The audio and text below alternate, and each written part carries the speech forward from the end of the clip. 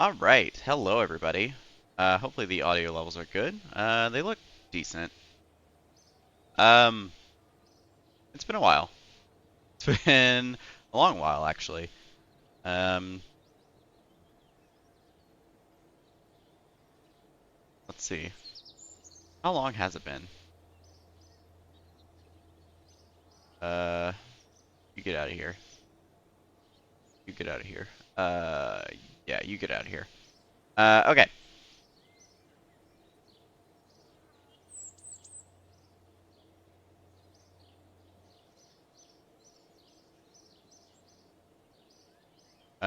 Man, it's been a while. I don't remember.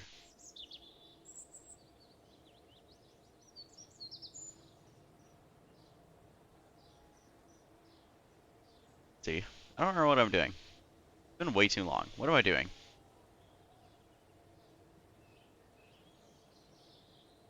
Anyways, what's my intro? Uh, hello. Sure, we can call that an intro. Um, Anyways, hello. Welcome back, everyone.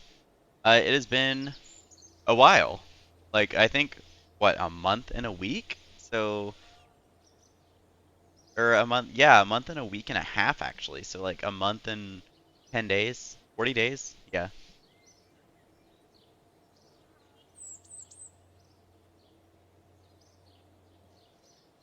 So, um, yeah, here we are. We're back with Kerbal Space Program.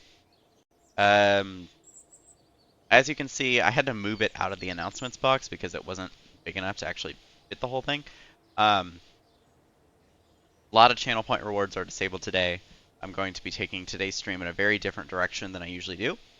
You'll also notice that there is no episode counter. I'll get into that later. Um, so yeah, here we are. Back in Kerbal Space Program. I'm not really going to do anything super exciting, like I said, because this is a very unique stream. Um, and so I didn't want to do something that's going to take away my focus from what I'm doing today. So I think I'm just going to, first of all, see what orbit this wants for this Kerbal satellite. I think that's the first one I'm going to do. Just complete some contracts. It wants, ooh, pretty big orbit actually. Okay. Yeah, almost 7 million meters by almost 17 million. Okay, not bad. Um, Something else I'm going to do is, first of all, we can get rid of this debris. I'm actually going to start hiding a bunch of stuff that I don't need. Do we have a ship somewhere? Oh, we do. That's fine. I'm gonna hide a bunch of stuff that I don't immediately need. Although saying that, it's keeping the relays is, pretty bad as well. I'll hide those as well. Oh, you know what? That didn't really help. Let's just do this. Set to none. I'll enable and disable these as I need. Right. So first of all, I want to get rid of this debris. So I guess we already picked you up. You, you,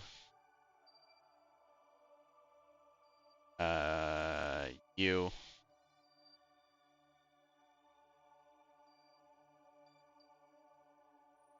you, you, and what? Oh, what did I click? Oh dear. Oh no, no, no. I did not want to do that. I don't know what I clicked. Anyways. Oh, you're actually gonna come crashing down. So let's watch this one while I talk about what today's stream is gonna be. So today's stream is gonna be very different, like I said. One, I do want to give an update on where I've been, because it has been a while. Hello, Julia. So it has been a while, so I do want to give an update on where I've been. And then second thing I'm going to do is something quite different, actually. Um, that was quite loud. I wanted to actually talk about sort of give, oh, there we go. That was easy.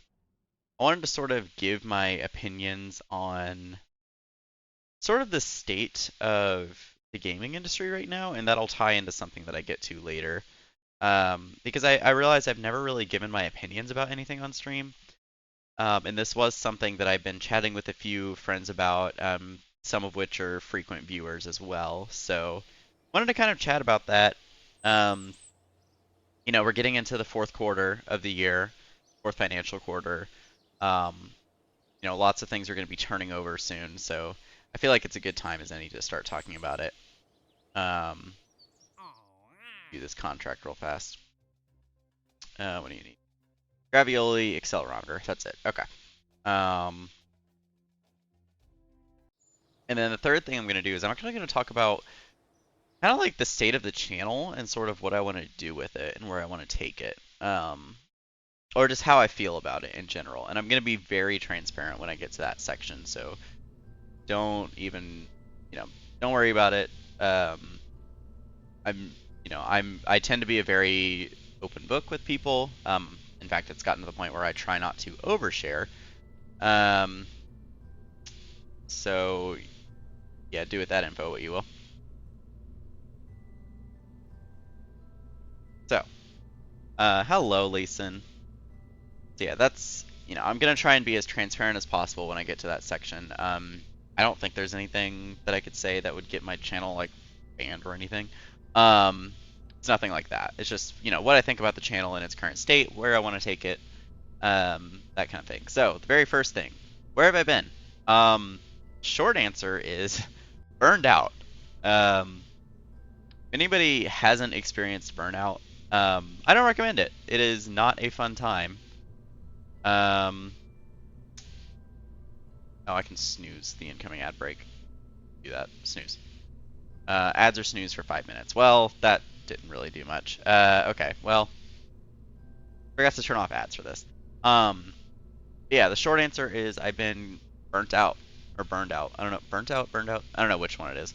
And so for anybody that hasn't experienced that, I don't recommend it.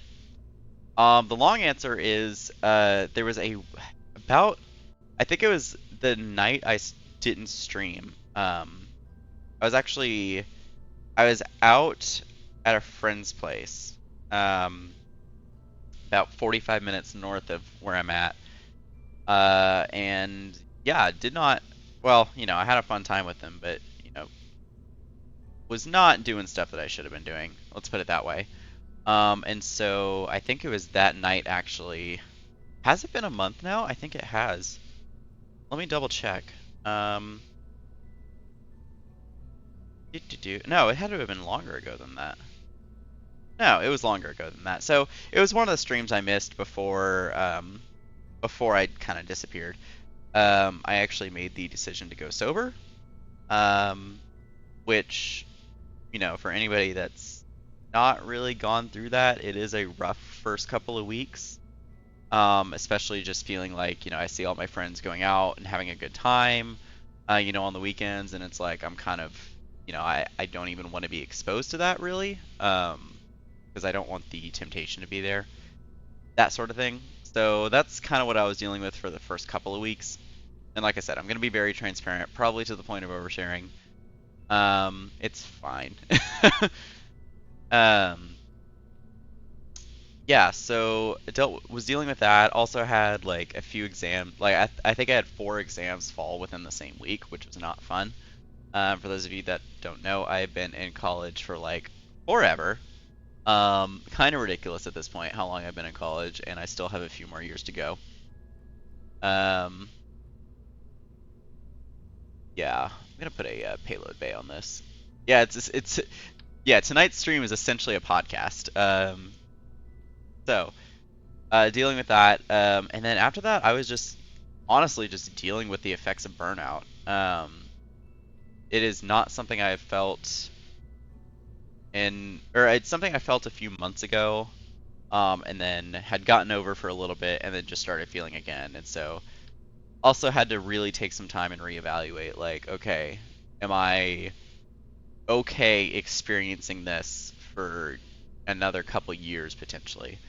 So yeah, I won't get too into that side of it, because I think that's a little too personal for a gaming stream.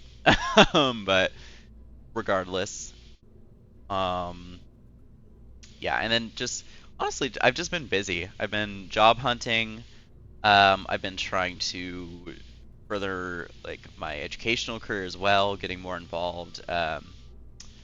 Also went storm chasing a few times. I think I went. I think I skipped a stream to go storm chasing, so that was fun. Uh, which I'm required to say that I'm not going to dox myself, but any institutions that I may or may not represent in the future do not condone storm chasing. I'm required to say that, but do as I say, not as I do. Anyways, um, that's essentially long and short of it.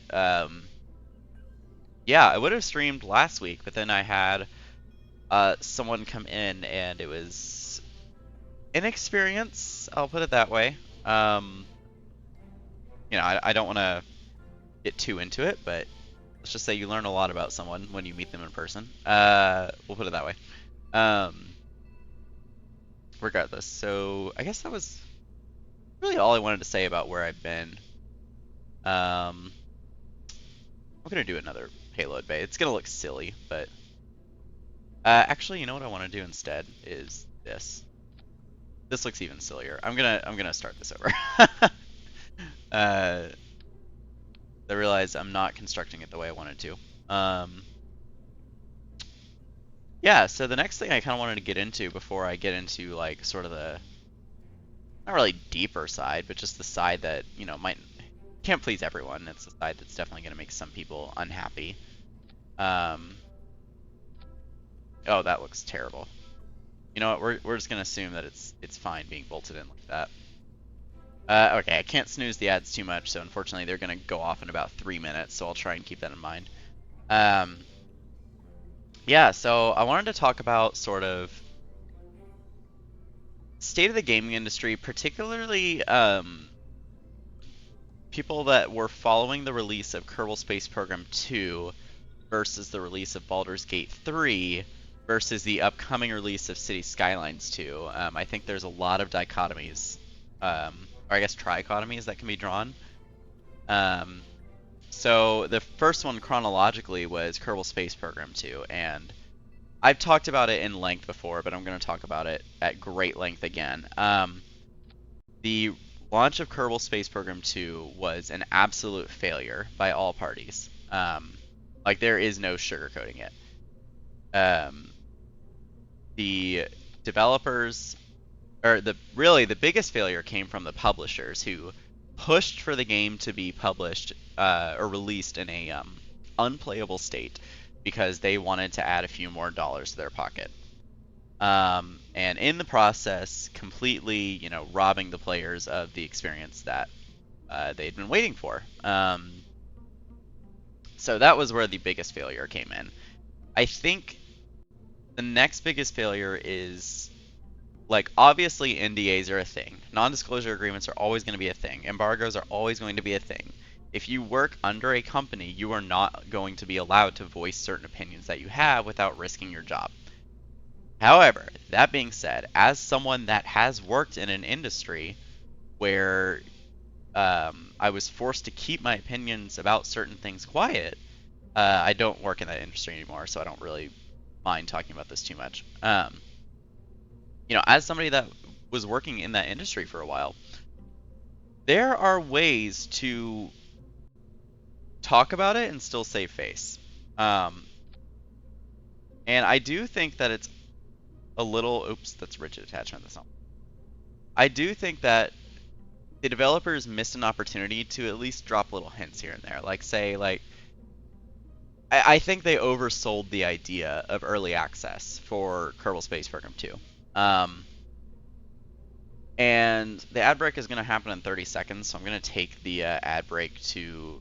I'm going to take a couple minutes to just build this out, and then I'll talk more in length after the ad break is ended, because I do want the viewers that aren't subscribed, that are kind of forced to watch those ads, to be able to hear this next part.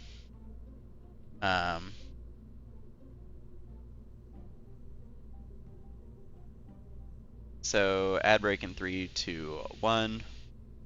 And hello everyone that's not subjected to the ad break. I'm just going to build a fairly simple craft here.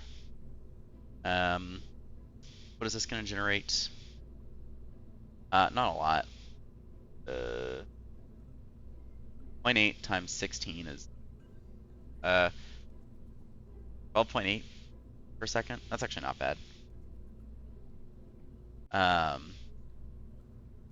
I'll do solar panels as well. It's just for this part I wanted specifically this guy.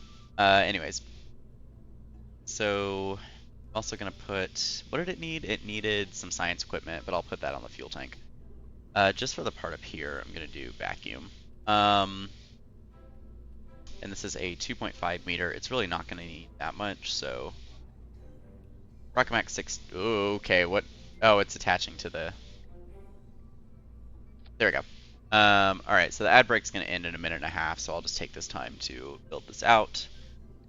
If I attach a poodle on here, how much delta speed does it have? 2941. Yeah, that's going to be plenty. So let's go ahead and add the science equipment that it wants. It wanted a gravioli and accelerometer, I believe. That is on that side, so this is going to be on this side. And then I'm just going to add a couple large photovoltaic panels here. I don't think I can auto strut these science equipment. No, I cannot. Which is fine. So what I'm going to do instead is on custom 1, I'm going to actually put the radiators.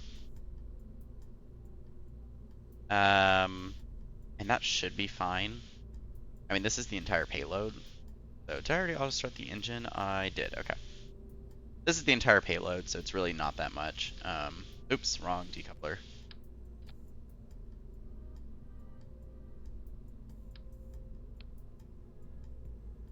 And then I'm immediately just going to go up to a 3.75 meter piece.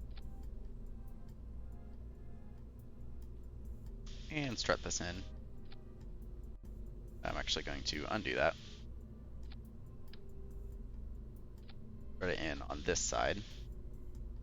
Alright, people should be coming back in from the ad break. So, as I was saying, I think the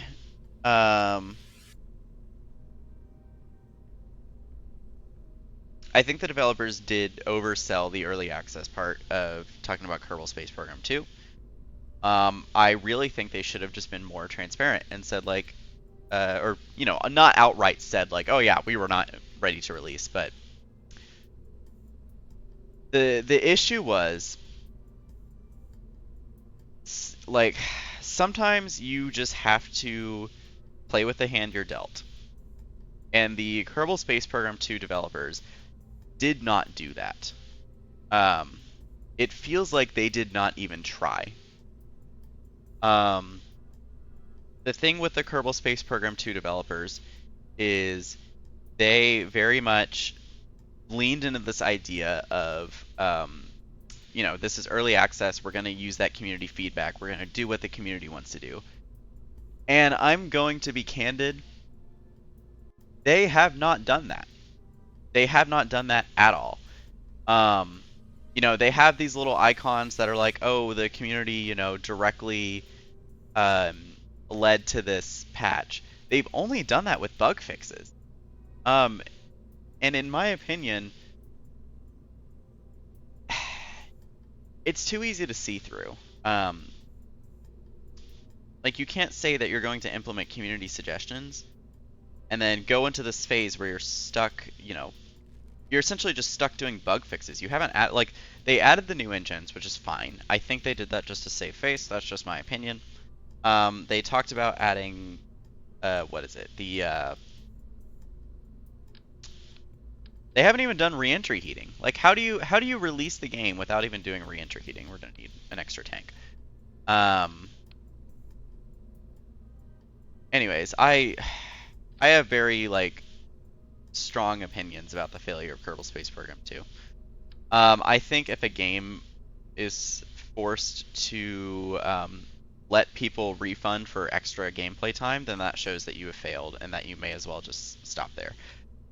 I do think that, although that gets into another thing, there was a period of time where I did think that they were going to make good progress. I really was holding on to hope. I was like, you know what, they're going to make good progress. They're going to actually listen to the community feedback. They're going to add all the features that were missing upon release that should have been there. Um, and then, and then the whole Unity thing happened. Um, and I think that was the nail in Kerbal Space Program 2's coffin. Um, patches have slowed down um, by quite a bit actually. There's only been 4 patches released since the game came out, and the game came out in February. Um, it's been almost a year. Like it's been essentially what, 3/4 of a year now. Um, and there's only been 4 patches. So yeah, that's a thing. Can I attach this to the bottom? I think I can actually. It looks weird, but I totally can. Anyways, um, you know what, that works. There's only been 4 patches released. Everything that they said was a community contribution has been a bug fix, which in my opinion shows their failure as developers. You play with the cards you've been dealt. You release the game in this unfinished state. Sure. You focus on fixing the bugs. If you need the community to find bugs for you, what are your devs doing? Like, there's it's been confirmed at this point by people that have dug through Kerbal Space Program 2's game files that a lot of the features that are going to come later down the line, or later down the what is it called? Like the early access release tree. I forget what they called it now. There's been confirmation by people that have looked through the game files that a lot of these features exist within the game files already. From the way Nate Simpson in particular talks about how the dev team is, they're working on these features that we as players are not going to see potentially for a couple of years, at the rate things are going. And in my opinion, that combined with the fact that they are relying on users to find these bugs is just a testament to their failure as a development company. And I know that sounds harsh, and it is kind of meant to be harsh. I'm not gonna lie. Like, you can't do that. Like, you can't, force people to pay full price for a game, essentially exploit them for free labor, finding bugs for you that your development team that is working on stuff that isn't going to be seen for years, delegate them to finding bugs. Like, why are you having them work on these features that are, in the game files? We're not going to see them for years, and yet you're having your players find bugs for you. It's just ridiculous. Now, I've now ranted for like 15 minutes about Kerbal Space Program 2. I'm honestly surprised I didn't rant for longer. I'll probably go back and rant more later. Also, wow, this is expensive craft. Let me just make sure that we have everything we need. Gravioli,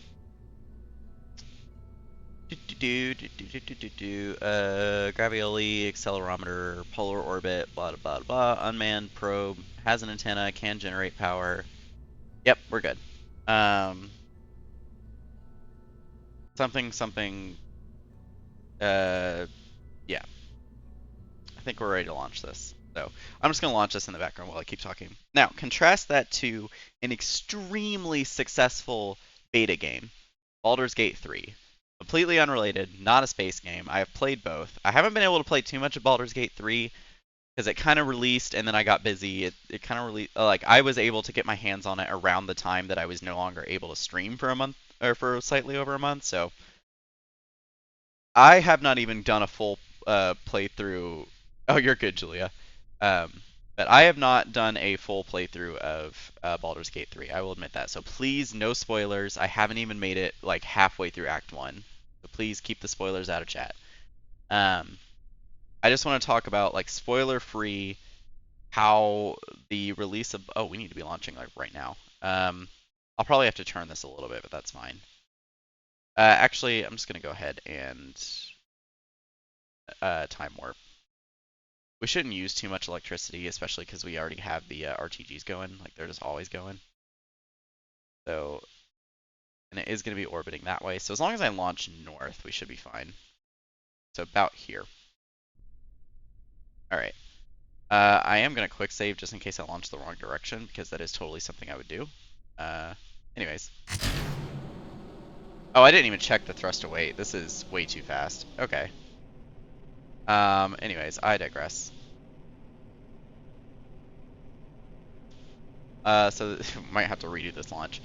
But, anyways, Baldur's Gate 3, contrasting Kerbal Space Program 2's attempt at a quote-unquote early access game, completely different story. Baldur's Gate 3, I think, is a success story in how you release a game in a beta build, have some people play it, and then release it to the public.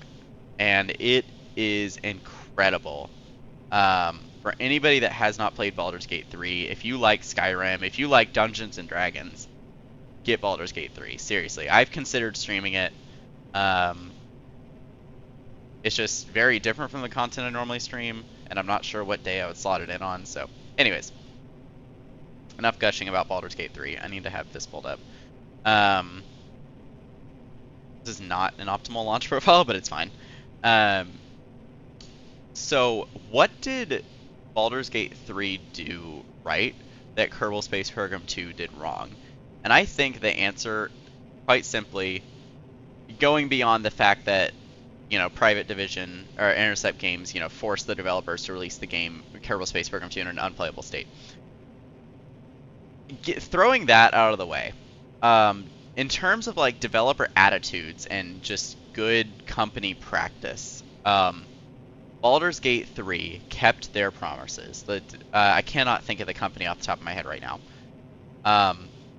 Yeah, quite simply, the developers of Baldur's Gate 3 made a commitment to the community, and they have actually stuck with it.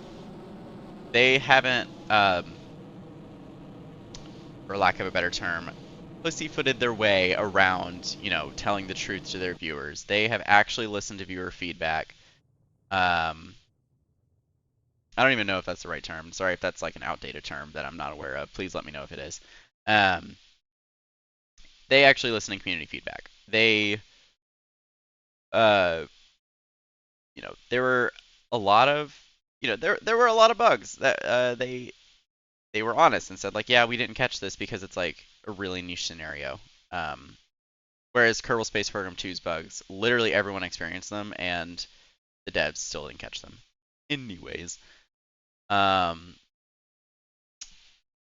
that's a whole other rant. And in the first patch, which came out like what, a week after the game released instead of like a month. Oh, I forgot a reaction wheel on this. Just realized that. I knew I was forgetting something. Go ahead and get rid of the fairing. I guess this guy has a reaction wheel, but it's a pretty weak one. Anyways, they listened to their community, and they said, you know what? We have these bugs. We know how to fix them. Our entire development team is going to be dedicated to fixing these bugs. And that's what they did. Within a week, they had a patch out. They fixed a lot of bugs. They even included something that said, like, yeah, we've been getting a lot of feedback. You know, Halfling is the least played race, Cleric is the least played class, and we want to fix that. So here's what we are doing to fix that. That is how you release a game. Like, period. Full stop. That is how you release a game. You do not do what Kerbal Space Program 2 did and say, oh, we're going to use community feedback and we're going to be like doing all this stuff, but actually like 90% of our development team isn't even working on this version of the game. And also we're selling you this game at full price and then going to exploit free labor and have our players report the bugs that we're too lazy to catch. Anyways, as you can tell, I have opinions about the Kerbal Space Program 2 development team. Baldur's Gate 3 did it right. And I think that is how you, like, I think going forward, if a game company wants to release, especially a sequel to another game, and they want to incorporate community feedback, do what Baldur's Gate 3 did. Like, that is a perfect example to emulate. I think they've already come out with 2 more patches, and the game's been out, like, what, a month? Maybe 2 months? I don't even know. time is not even real anymore. Go ahead and complete this burn. That cloudage, and I always forget about that. Nice. That's also a more circular orbit than I had planned. So now I just need to get in the orbit, yes? Yeah, okay. So while I'm planning this, let me go ahead and get... How do I want to do this? First of all, is our ascending, descending correct? Ooh, no, 11 degrees off, yikes. I mean, it is going to be easier if we correct this, like, show me that orbital line. Thing is, I'd have to be correcting it, like, now. Yeah, because we're, like, on the descending node right now. So I guess at the ascending node, yeah, we need to burn. We'll see how well this goes. I guess what I can do is, yeah, right about there. Okay. Let me add that, please. You? Nope. Really? UI, come on. Let me click on my orbit. You know what? We're just going to add it here and call it good. Then I need to burn which way? This way? Nope, other way. Let me burn. Let me get it back to 0. What I want to do is I want to burn 11 degrees this way. Which, that doesn't feel right at all. Oh, apparently that is right. Okay. That roughly aligned. Oh, I need to move this like way over. So roughly aligned there. That more or less looks aligned. Okay. Line up for that. We have plenty of delta V on this thing, so I'm not even worried. Anyways, yeah, exactly. Baldur's Gate 3 did it correctly, which kind of leads me into, the third game I wanted to talk about, which hasn't released yet. It releases on Tuesday. So for reference, for anybody watching the archive, it is currently 10 p.m. on October 20th. So in, what, 1, 2, 3, 4 days. Saturday, Sunday, Monday, Tuesday. Yeah, 4 days. City Skylines 2 will be released. So, what is Paradox Interactive doing to, not necessarily emulate what Baldur's Gate 3 did, but what are they doing right and what are they doing wrong? The answer to what they are doing wrong is the exact same thing that the Kerbal Space Program 2 development team did about a week before Kerbal Space Program 2 released. And that is they upped the recommended specs. That, I think, is really the only criticism I have. So, for reference, I was not one of the content creators that got early access to City Skylines 2, which, I could actually talk about that because, that'll add on to the 2-hour podcast that this is essentially becoming. Anyways, I was not someone that had early access, so I have not touched City Skylines 2. I will be able to get my hands on it at the same time as the general public, which is on Tuesday. So like I was saying, the only thing that I think that Paradox Interactive has done wrong is upped the recommended specs. The recommended specs are insane for a city builder. Like, what were they thinking? The minimum specs, I will be honest, my computer meets. The computer I have right now does meet the minimum specs for City Skylines 2. It does not meet the recommended specs. It is not even close. Because there's like a 2 or 3 generation difference. And so, yeah, basically. I mean, from what I've seen from the gameplay footage of people that have had early access to City Skylines 2, everything is bigger. Yeah, big tall city needs big tall specs. Really, what it comes from what I've heard from the people that got early access, is it's all graphics. The graphics are what is driving the recommended specs. And I think what Paradox Interactive could have done, maybe not should have, because I understand why you wouldn't do this, is So Paradox Interactive, and this is a good thing that I think came out of them upping the recommended specs, is people were complaining. They were saying like, hey, the performance even on these high-end PCs that these content creators have isn't looking great. And Paradox Interactive was like, you are 100% correct. We are not happy with where we are in terms of the game's performance. So Paradox Interactive has been extremely transparent with that, and I think that is a good thing that came out of it. And so everyone, I mean, not only are they being honest with the performance and saying like, hey, yes, we may optimize it more in the future, and these recommended specs may not be as ridiculous.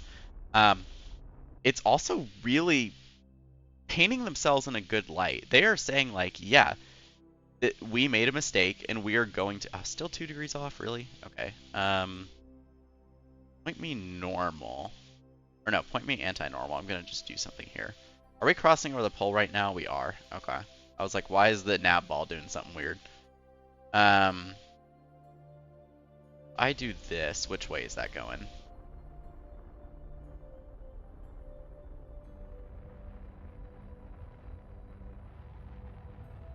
Not moving currently. Well, the wrong way. Cool. Anyways, so it's also painting Paradox Interactive in a really good light. Because now they basically said, like, yeah, we will tell the community what we are unhappy with. And I think not only do I applaud, Paradox Interactive for being transparent and saying, like, yeah, we are not happy with where the performance is right now, and we are going to work to fix it. That's going to be their priority from day one, is fixing the performance. I think 1 degree is fine. Also getting it on the ascending node. Actually perfect. What I'm going to do is I'm going to try and line up with the area axis here, so right about here. So about here. About here.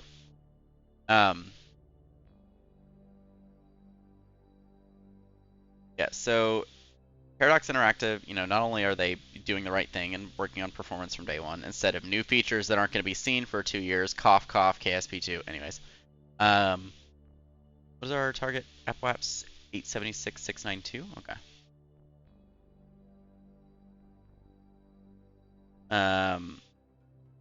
But Paradox Interactive being extremely transparent. Everything else they were doing in anticipation for the release of the game is, aside from delaying the console release. Okay, actually, I will say, the only other thing that I think they did wrong was they waited a long time to be like, oh, by the way, there won't be Steam Workshop support for modding for City Skylines 2. I understand why, because they want to use the Paradox modding system so that console users, when it eventually gets released for console, can have a modded experience. Same thing with the upping the recommended specs. I get why they did it. They needed to have people have, early access to the game to figure that out. But I think they should have said it earlier. I think they should have said earlier, like, hey, we are not in a good spot to release this for console. We are going to delay the console edition. And they waited until, like, what, 2 weeks ago? Like, it was a really late announcement. Same thing with the recommended specs. Now, all that being said, in terms of transparency and feedback from the community, because they it took the feedback from the community being like, hey, why did you up the recommended specs? Yeah, so I will touch on that later, Pluto, is like accessibility, because after I talk about all 3 games, I'm gonna kind of get into the general overall accessibility aspect. But on top of listening to the community and saying like, yeah, we need to,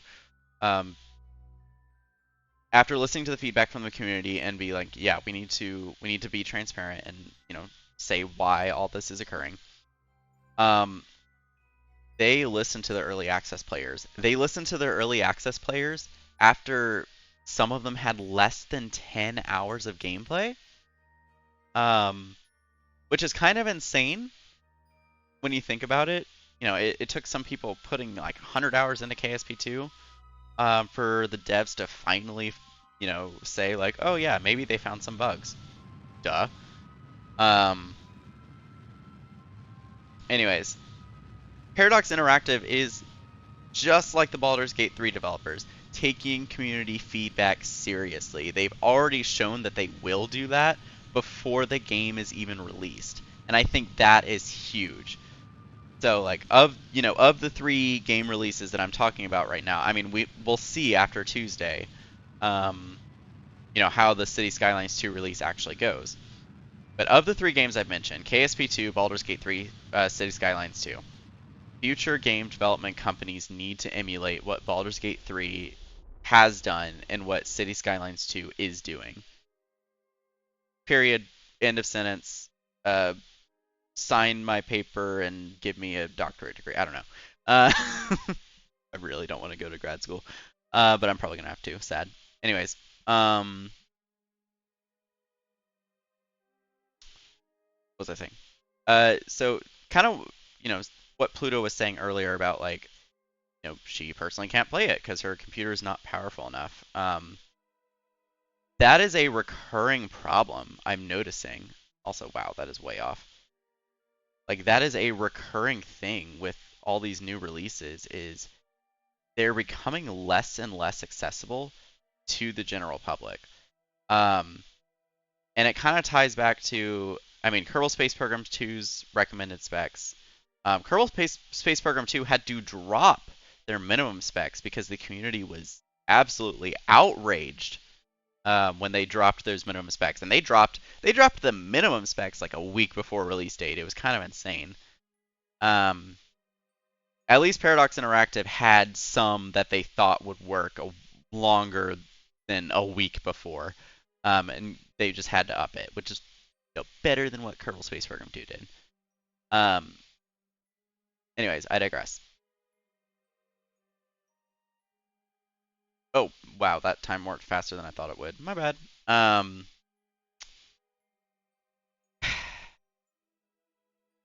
Like new game releases, I get that newer games are going to have better software, better graphics, better multi-threading, better everything. However, especially in the case of City Skylines 2, to have hardware that is easily $600, $700 more expensive than the minimum hardware that you're recommending, um, like we're talking like 2 or 3 generations here for the graphics card, and like I think 1 or 2 generations for the processor. Um, to have that big of a disparity, I think is just killing accessibility to uh, like new game releases as a whole. You're essentially like, yeah, right. So I get that game companies want to be like it's all about firsts right now. Different game companies want to be the first to do something, which is fine. But, like Pluto was saying, that cuts out general public accessibility. And like in so I don't, I get that like my computer is 5 years old.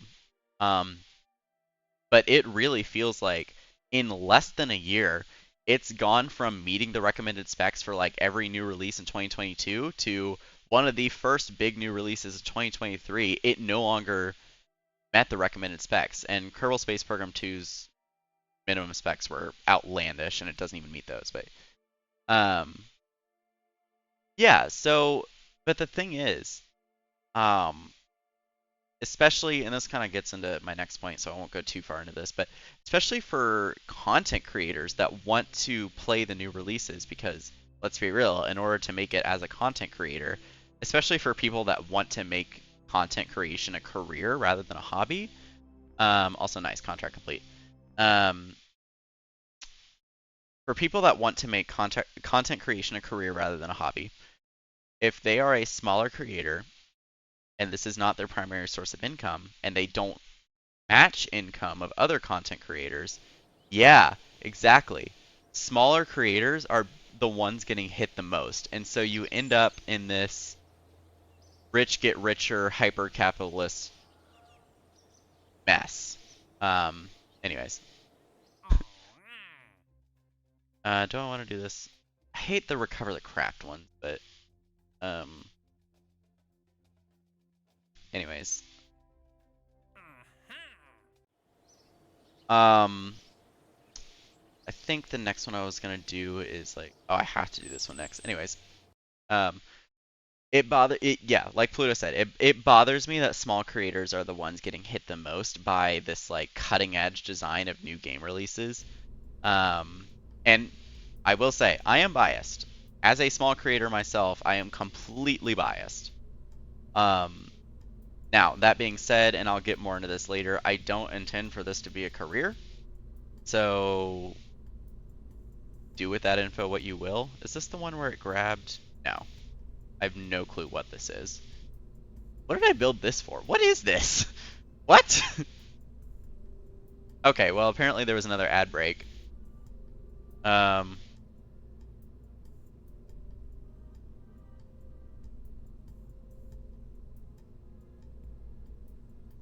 Anyways, I just said in chat that I was not aware that this ad break was happening.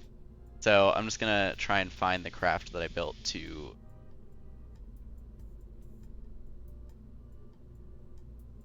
I built a craft to rescue. Oh god, I know what that one was. Um, oh, you know what? It was a Curtis craft, wasn't it? Curtis 13, maybe?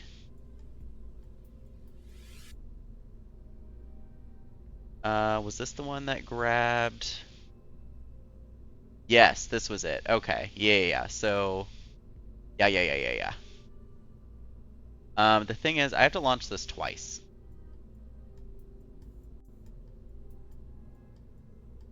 I'm just gonna launch this as is, and we're just gonna call this the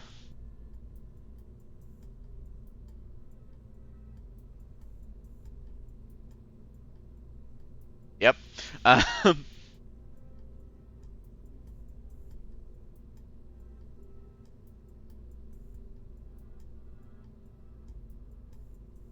Anyways, um, I'm also keeping the Ask Me Anything and Jeff Plays GeoGuessr rewards open, just in case anybody wants to claim those. I think it'd be really funny if I'm like in the middle of a rant and all of a sudden I have to start opening GeoGuessr. Anyways, all right, ads are done. So where was I? I totally forgot where I was.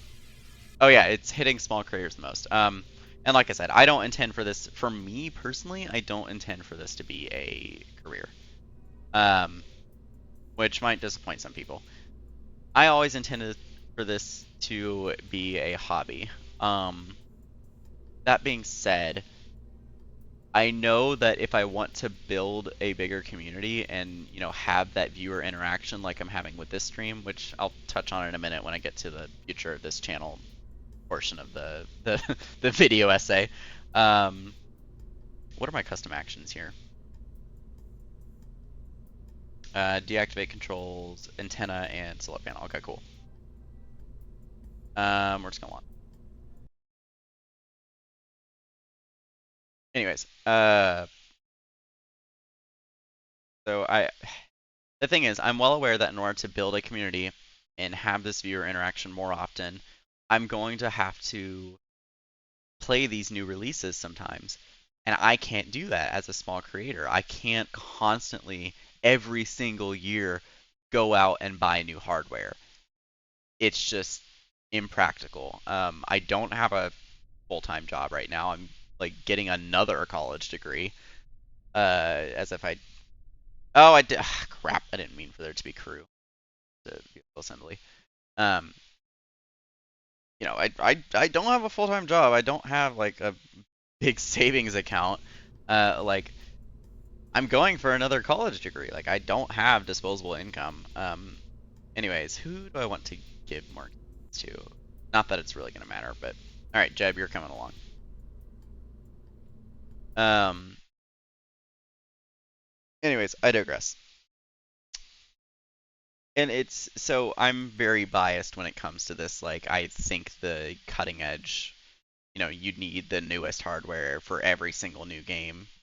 Um, Sorry, I don't know why that word is filtered, but I allowed your message through. I think like there was an auto filter, but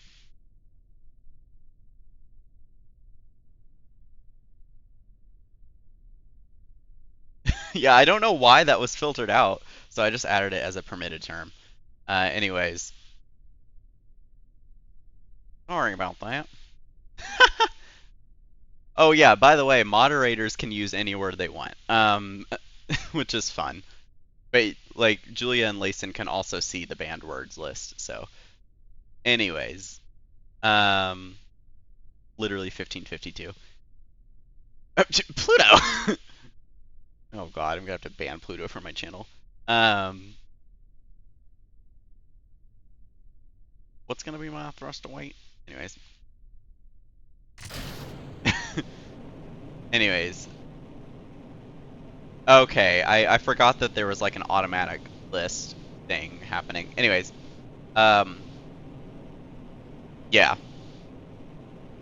Anyways, like, I don't know. I get that like times are tough and big companies are gonna big company and they want to make as much profit as possible and they don't want to let any small competitors, compete, because then they lose out on potential profits. But it sucks.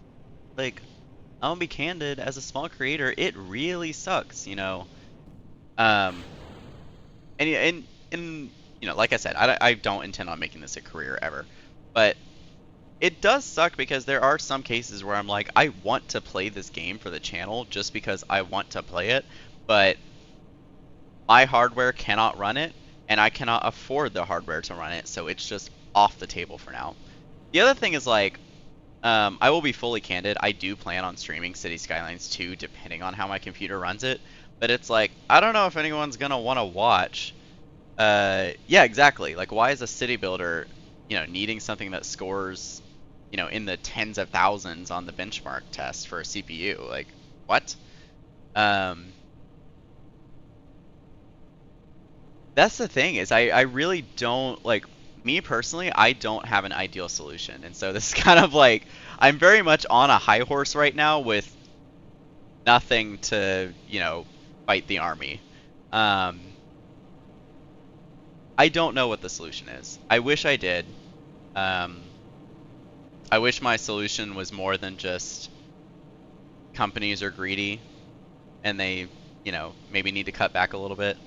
And like I said, I do get wanting to be on the cutting edge of like innovation, especially with gaming, because gaming industry is huge right now.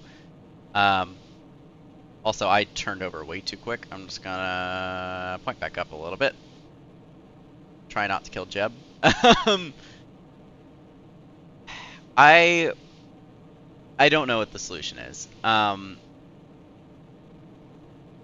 Like I said, it's impacting small creators the most, and so for like casual players, it really is a non-issue. Eventually, casual players are gonna have to upgrade their hardware anyways when it ultimately just dies on them.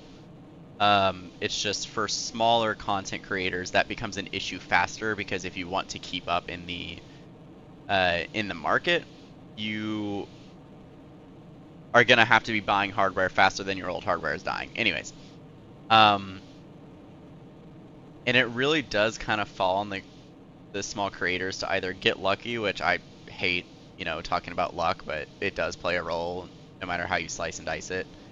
Um, or just future proof when you're upgrading your hardware, spend the extra $200 to get the most cutting edge hardware you can afford. Um, and it sucks for smaller creators, but realistically, um, if a game developer wants to stay competitive, they can't just stop doing cutting edge stuff. So it's very much a situation that the industry has just like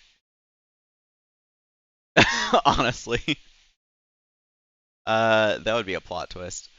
Um, so wow, that threw me off. Let me disable control up here real fast. Deploy the doop. Um, yeah. So again, I don't think there's anything that the developers can do.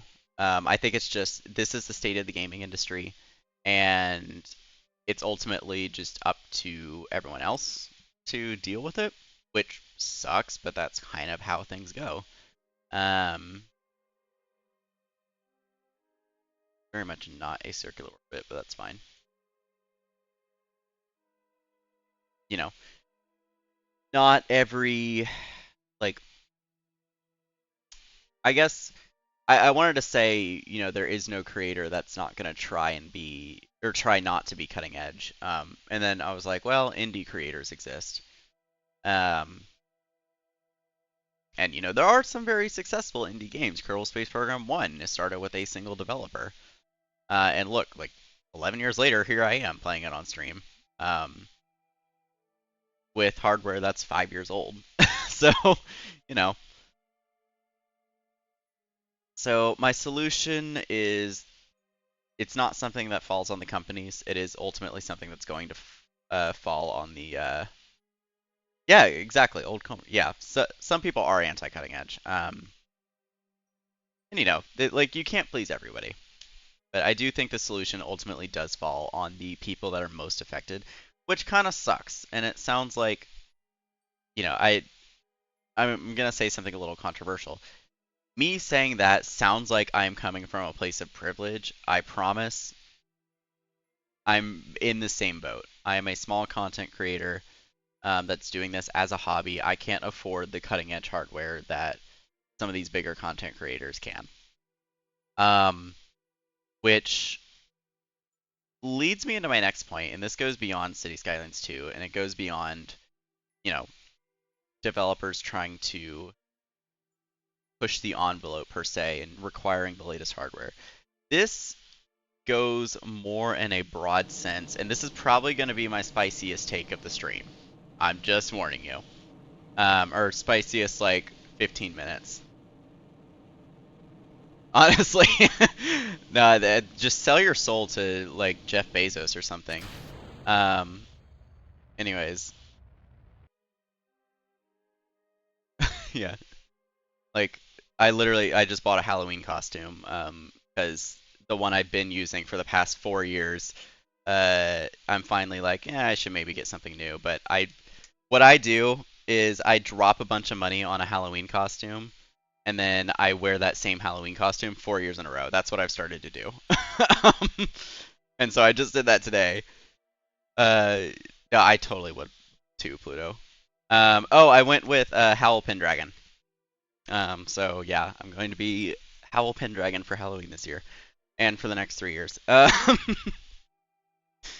Anyways, where am I going with this? I'm going to Minmus. Sorry, not with my point. I know exactly where I'm going with my point. I meant with this ship.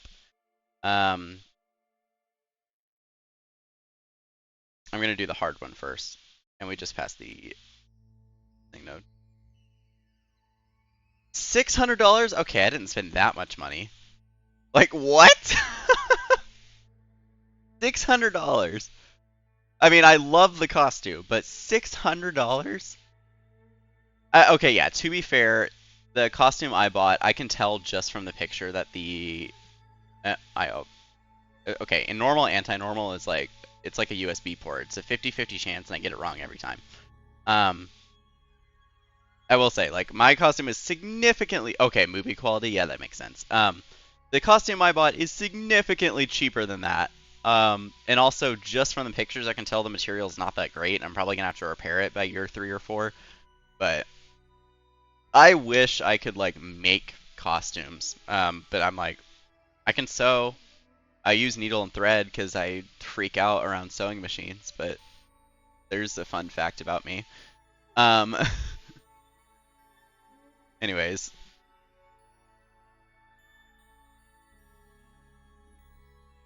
Okay, I mean, people said that about when I started cooking, and I make some mean ass burgers. Like, I'm just saying, I am a grill master without a grill. Anyways, um, thank you, Pluto. So the next point I wanted to make is very broad. It has to do with this is another thing that I get why Paradox Interactive did it, and I'm glad they did. However, this is something that a lot of games have done. and that is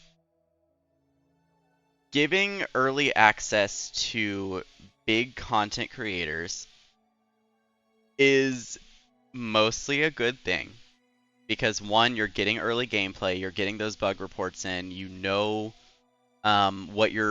what issues you need to work around, that sort of thing. And you have trusted content creators telling you like, yeah, these are the bugs, these are the features that are missing that viewers are going to want, these are the things that viewers don't care about. Um, that being said, though, and I'm going to use City Skylines 2 as an example. I'm not saying that this is something that they shouldn't have done. I'm just saying this is just something I've noticed, and again, spicy take incoming. Giving early access to big content creators makes it harder for smaller creators to um, not profit off of, but just take advantage of new releases. Because it's this. I will fully admit it is the same strategy I used when on Kerbal Space Program 2 release day.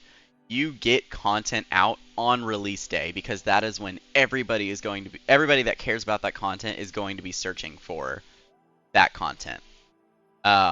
Is on the release date. If there's no early access or very limited early access to the game.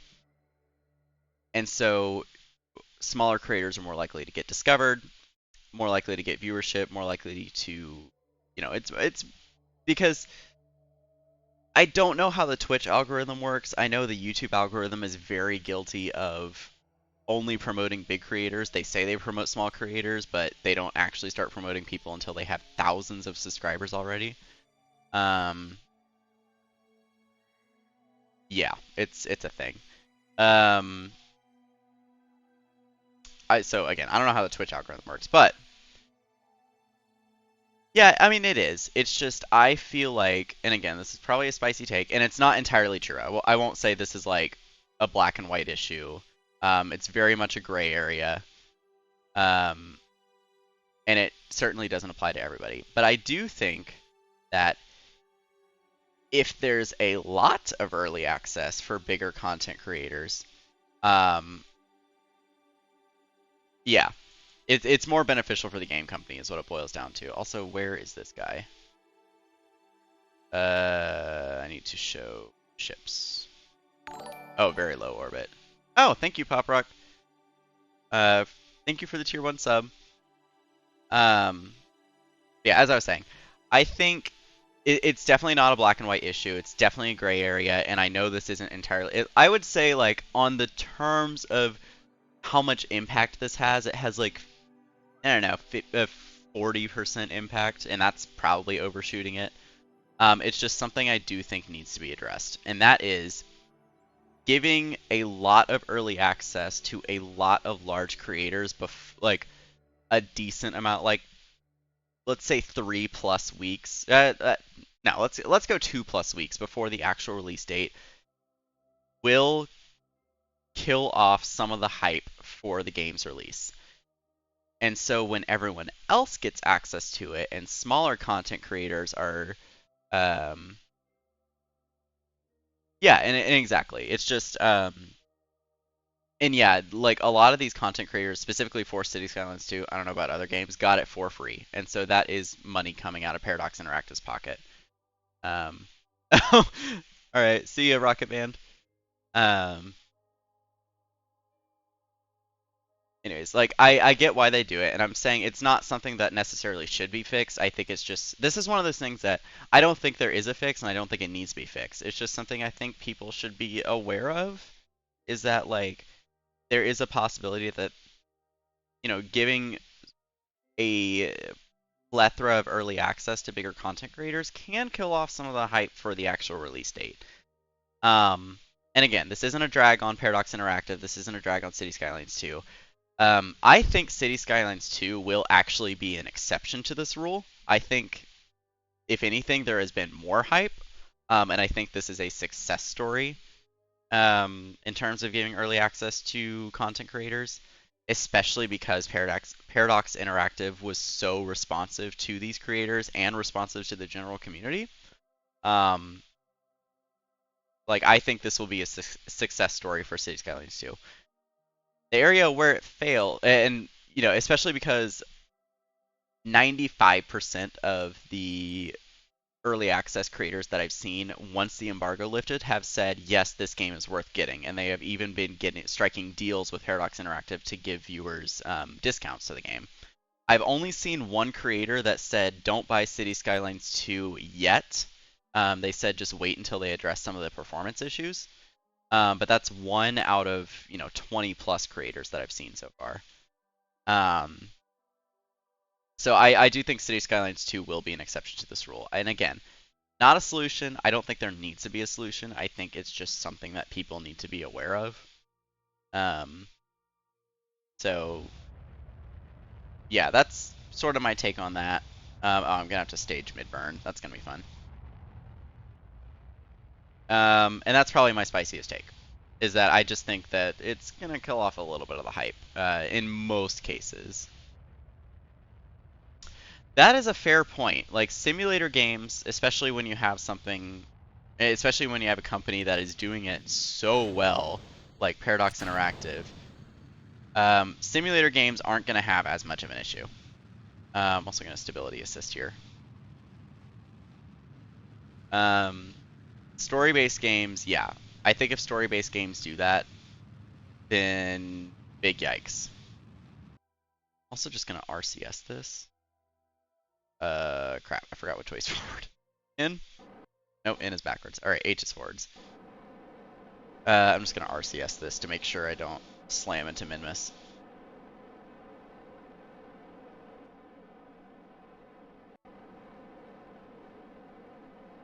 Anyways. I do think if a story-based game did that, it would just kill off all the hype, and then small creators, good luck. But that might be a little too close. But turn off RCS. And then I'm just going to warp to here. Yep, because I knew my Fairy Abscess would move. Anyways. And again, I do think City Skylines 2 will be an exception to this. Especially, one, it's a simulator game, and two, Paradox Interactive has been such a role model for what game developers should be doing before releasing a game. Like, seriously. I know I sound like I'm being sponsored or that I'm like a Paradox Interactive fanboy. I promise you I'm not. I don't like how they handled the millions of DLC for City Skylines 1 for stuff that should have just been added to the base game, and for stuff that is missing from the base game for City Skylines 2. But so I'm not like some Paradox Interactive fanboy over here. It's just I think their handling of the City Skylines 2 release, aside from a couple small things here and there that they did go on later and to very transparently say like, yeah, this isn't how we wanted it to be. I think the entire process has been incredible. I think they've been very gracious and very transparent. So I've been ranting for a solid hour and 10 minutes already, and it's not over yet. Although it's less of a rant now and more just like,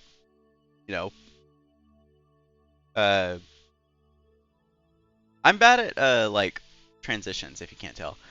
I think I've covered everything that I wanted to talk about with the state of the gaming industry. It's been like, what, 45, 50 minutes of me just ranting. Anyways, like I said, it would be a very different stream. So, yeah, I mean, I sometimes, this is a recurring theme. I'll say I have a spicy take, and then everyone's like, no. That's an icy take. Like, that's literally what a lot of people are thinking. I'm like, oh, okay. Oh, you know what? What are the odds that this guy is going, what are the odds that he's going, anti? What do you call it? Retrograde. 0 because I just checked. Schrodinger's retrograde. Anyways.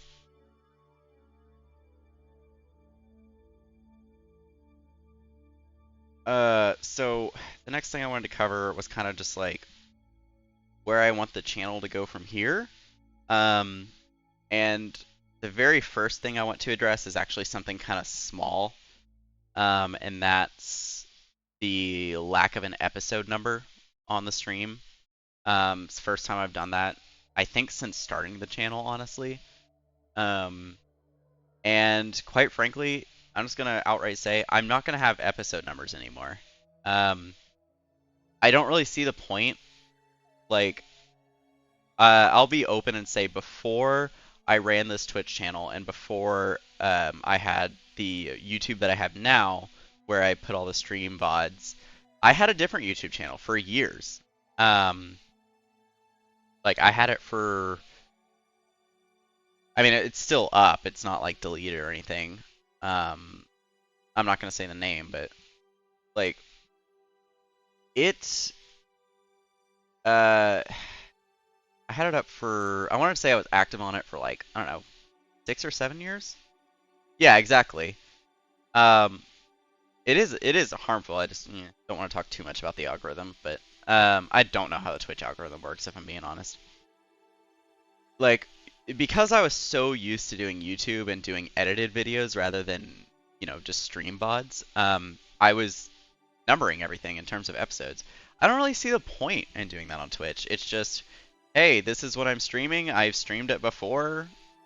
We're continuing. Like, so, I mean, that's a relatively small change. I know. I just wanted to get that out of the way as to like, if anybody was wondering why this doesn't say episode 31.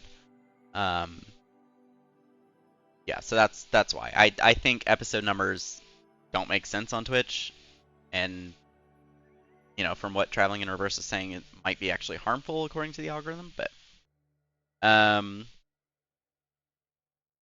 yeah, exactly. Like, yeah, it's also yeah. So if I just don't say what episode number it is, nobody knows how much they've missed. They'll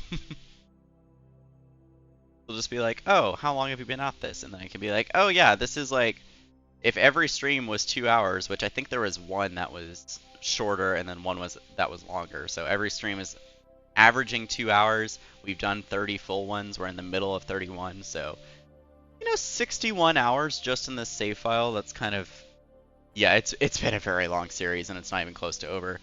Did not expect it would be this long. I'm just going to be transparent about that. Anyways, yeah, it's been a long series. But this also kind of gets into my next point.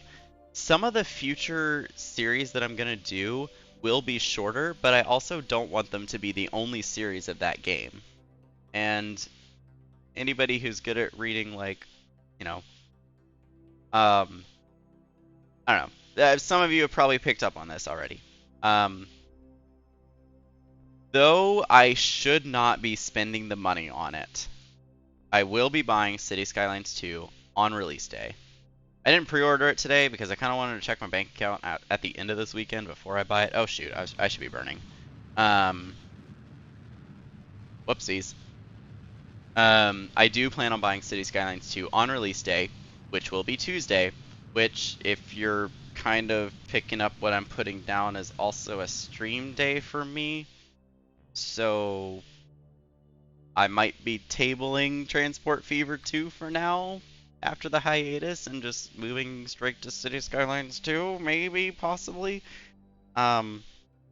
Anyways, like, just give my first impressions of the game on Tuesday. Now, like I said, I really should not be spending that money. Like I said, I am not in a place where I have an income. I am going for another university degree, and I'm not even gonna start to rant about the state of university education in the great United States. But I don't know why I put on a really bad British accent there. I apologize. Yeah, because that's a whole nother rant. That would probably fill out the last 45 minutes of the stream. Anyways, oh,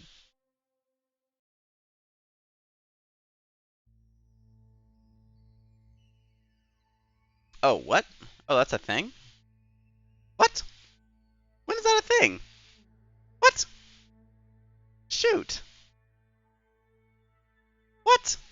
Oh, you're kidding me? Okay, where's my extension manager? Can one of... Oh. I'm on my moderator view. How do I do that? Bruh. Bruh. Okay, I'll have to like fix that because I use Streamlabs OBS. It's not showing up on moderator view, I can tell you that. Um, yeah, I'll just figure it out after the stream. That's a shame though. That's really annoying. Extension manager. Okay. Okay, thank you. I'm so confused. Extension manager. What? That might be something in my dashboard. Because I use Streamlabs OBS and I'm like, nothing popped up. Like I just opened it up. Ah.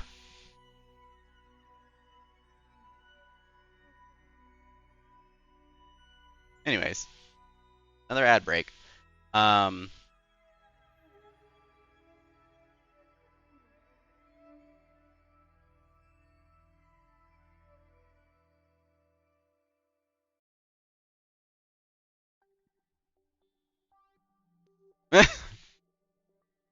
That's good to know.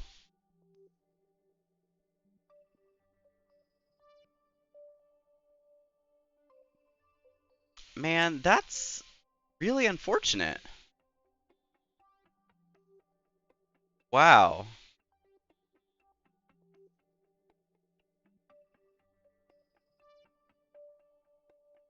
Wow, okay.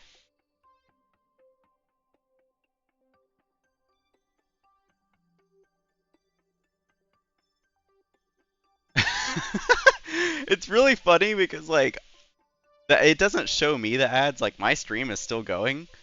Um None of you are hearing this right now except for Pop Rock who's subscribed. Oh, this is good. This is really good.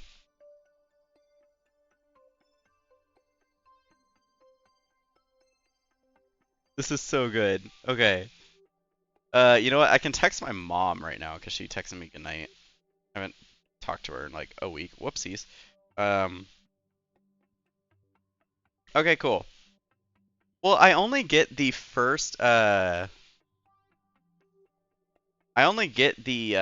like the first ad break in the stream. I get warnings for that. It's just I don't get warnings for.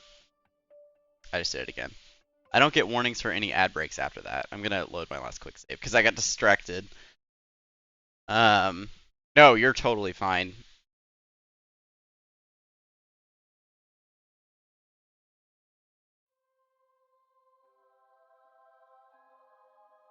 Yeah, luckily I quick save because I'm paranoid like every 2 seconds. Anyways,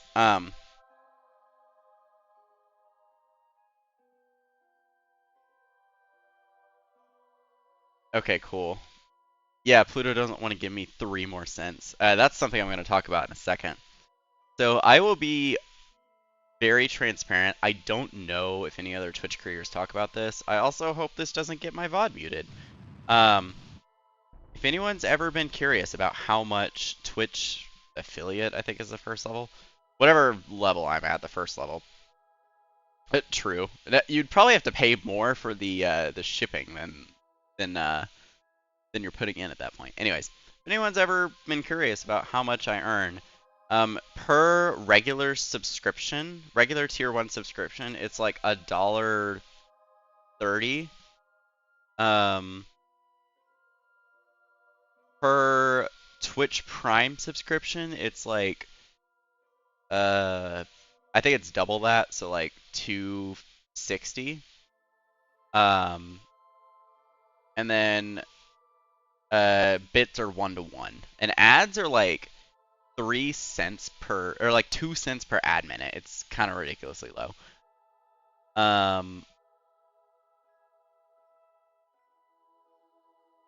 yeah, it's like Twitch takes, well, because how much are subscriptions nowadays? Like $5? Yeah, 70 to Twitch, 30 to the streamer, and then I think Twitch Prime is slightly more. Oh, it's $6? Okay, wow, they've gone up. Um, I don't want to dip my periapsis too low. Ooh, am I hitting mountains? I hope not. Inflation, true. True and real. Um, Okay, I was about to be like, did I get in a perfectly harmonic orbit? That would be entertaining.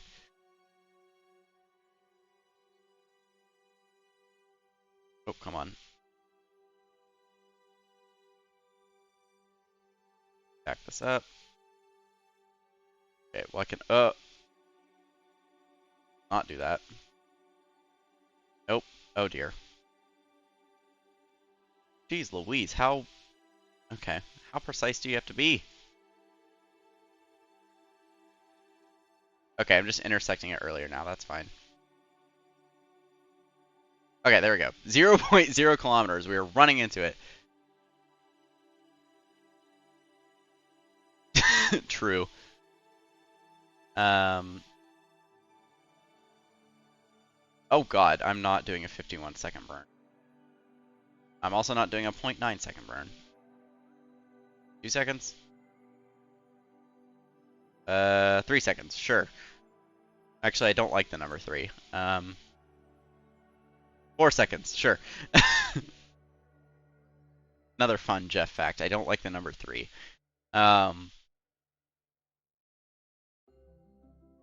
Anyways, oh my, flashing, I am so sorry.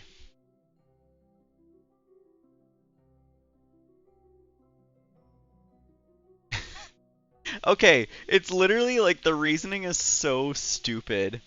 Um, it's because like when I was in elementary school, um, we watched Schoolhouse Rock all the time. All the time. And Schoolhouse Rock had this one song, and it was like 3 is a magic number, and it got stuck in my head. Like, of all the songs, like, I don't know what it was, because I'm Just a Bill also got stuck in my head. Um, but for some reason, the 3 is a magic number song got stuck in my head, and I just absolutely hated it. And so ever since then, because of like childhood trauma now from Schoolhouse Rock, I've hated the number 3. Anyways, that's yeah, uh-huh. Yeah, it's fine. Um oh, Conjunction Junction is such a good song. Now I've earned 1 point, oh, 33 meters. I will take that. Um I'm not hitting min miss, am I? Okay. Let's try and not kill Jebediah today. You're playing that on the music bot? Dude, imagine if Twitch had a music bot. I'm sure there is, but like then copyright and blah. Anyways. I like how all this started because I was talking about like uh how much Twitch creators get paid. Anyways, I had a point to that story and I kind of forgot what it was. Oh, so on top of that, Twitch pays very little. And on top of that, you don't actually get paid like monthly. You get paid every 50 US dollars. And so I became Twitch affiliate in what, May? June? June, like late June. So it's been July, August, September, October, like 4 or 5 months. Let's say 4 months. I have not hit $50 once. And so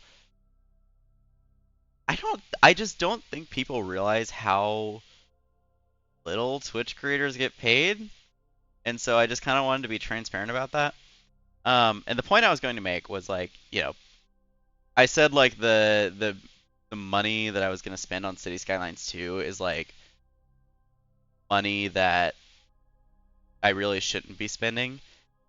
And it's just really funny to me that like, what I'm assuming is gonna be about 6 months of being Twitch affiliate pays for a copy of City Skylines 2. It's like that's how little Twitch creators get paid. It takes 6 months to afford one game.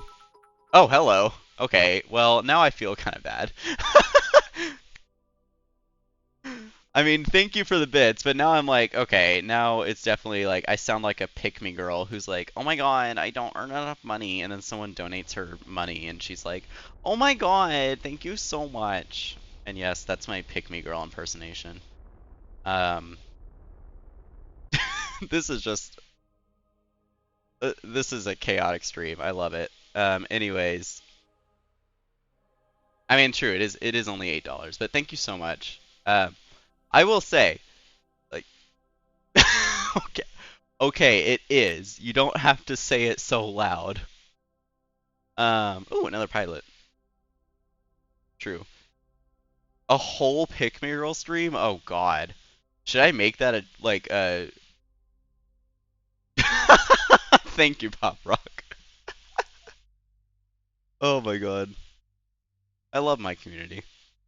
That's not even sarcasm. I love my community so much. And I will say, like, I'm complaining about how little Twitch gets paid. Not to say like I feel like I should be, not to say like, oh my God, I deserve more money. Like, that's my alpha male impersonation, just like put on a deeper voice. Like, oh my God, did you hear like, I don't know. I'm not saying that to be. How the fuck do I get in here?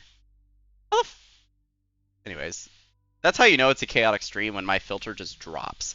Anyways, I apologize if there are, if there are any children watching. I just dropped an F-bomb.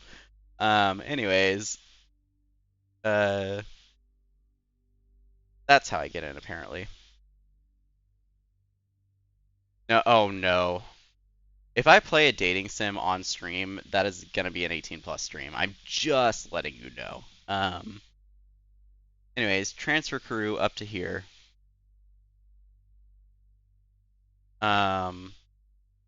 No, let me set. What? What did that? Oh, let me aim camera. Control from here. Why can I all of a sudden not? Oh, there we go. Okay. For Valentine's? Okay, yeah. Just to let you know, if you were not 18, you would not be a moderator for my channel. That is kind of a silent requirement that I have, is that all my moderators are 18 or older. I would love to do that for Valentine's Day. I will do it on an off day. Like, even if it's not a Tuesday or a Friday, I will totally do that, because that sounds so funny. Anyways, I hope I grabbed this somewhat decently. True, a Pluto cameo. Rare Pluto cameo. I say the word cameo weirdly. Anyways, all that to say, I'm not trying to be like, oh, I should be earning more money. It's just, I think people should be aware that, there's well, one, I don't want to make this a career, because anytime I've tried to make something I'm passionate about a career, I've ended up hating it, and I'm really hoping that doesn't happen for the thing I'm going for right now. Slightly paranoid that it will, but it's fine.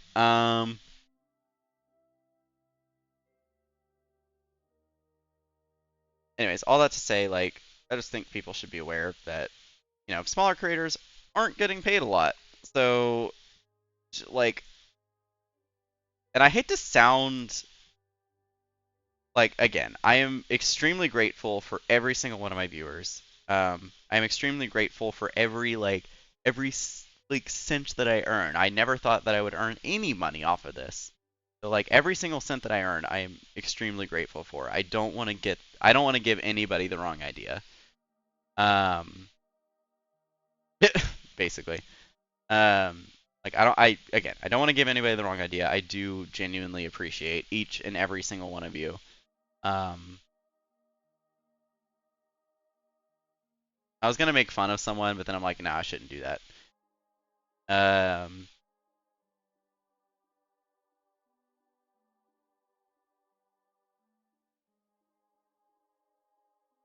Anyways, so I do appreciate it. So I'm not saying that like, oh, I should be earning more money. It's just I do genuinely appreciate that. And it's also like, not only do I not want this to be a career, but the way things are going with the channel, couldn't even make it a career if I tried.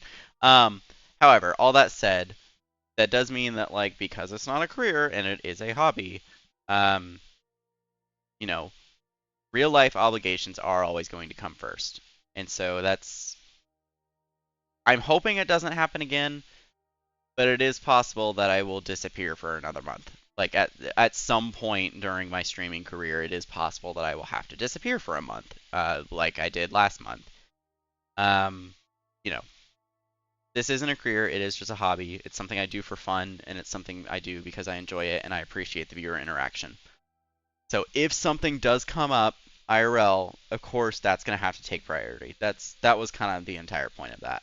Um, you know, I tried to I tried to do it. I tried to stream according to someone else's schedule so that we could build a following. It wasn't on this channel, it was on a different channel. I tried to do it to somebody else's schedule. I tried to do it so that we could get that channel to a point where it could potentially pay for running the servers that channel was running. And I couldn't do it. It wasn't for me. It it took away the enjoyment that I felt. Like it took away um feeling like I don't know, it really did suck the joy out of it. Trying to make it a career instead of a hobby. And so that's why I'm not going to do it. Like, just being transparent about it. That being said, there was a whole point to this, and I completely got sidetracked. Where do I want the channel to go? It's not going to be a career, so where do I want it to go? I mentioned that, like, gotta be buying City Skylines 2, even though I really shouldn't. I'm gonna be buying it. And beyond that, I am gonna still stick with the variety streaming. I for a while I exclusively streamed Kerbal Space Program 1. I almost said 2. Did not exclusively stream Kerbal Space Program 2. I don't even know if you could do that. And bless someone's soul if they do. So I am still going to be a variety streamer. I tried the whole thing where I was exclusively streaming Kerbal Space Program 1, and I will be fully transparent. I felt myself starting to dislike the game. And I was like, for a game that I've played so much of and loved ever since I've gotten it, I don't want that to happen. So kind of just for my own mentality, I kind of need there to be more than one game a week. I'm only sticking to 2 streams a week. I don't know if the Tuesday, Friday thing is going to stick. I suspect it'll stick until at least the end of the year. We'll kind of see what happens next year. I may even have to move it earlier in the day, just based on what my schedule for the next semester is looking like. So I'm just going to be honest about that. There is a possibility that it will move days again and then move earlier in the day. Because my Tuesday streams are 30 minutes earlier than my Friday streams. I don't know if anybody's caught that in the schedule. I did change it back to Tuesday, Friday instead of Wednesday, Saturday. Because that just works better for my schedule. Especially, like I said, because I've gone sober and, I don't go out on Friday nights getting wildly drunk, which is concerning behavior, according to my therapist. I'm not actually mocking my therapist. I love my therapist.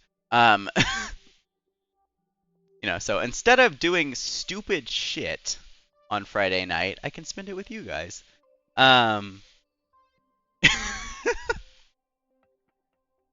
Very candid stream.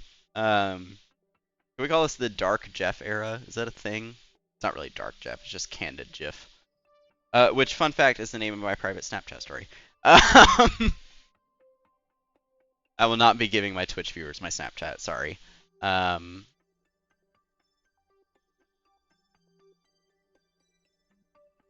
Anyways. We're having a grand old time. Sorry, a gay old time.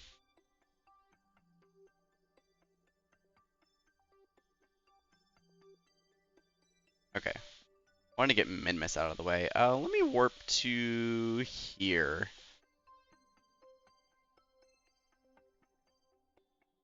Man, this is a slow time warp. Contract partner. No. Okay. You forgot Snapchat exists? Okay, that's fair. I have been trying to transition off of social media, honestly. Hi, Mun. That was somewhat Close Encounters of the Extraterrestrial Kind. Anyways. Close Encounters of the Third Kind. If anybody hasn't watched that movie, it's actually kind of a good movie.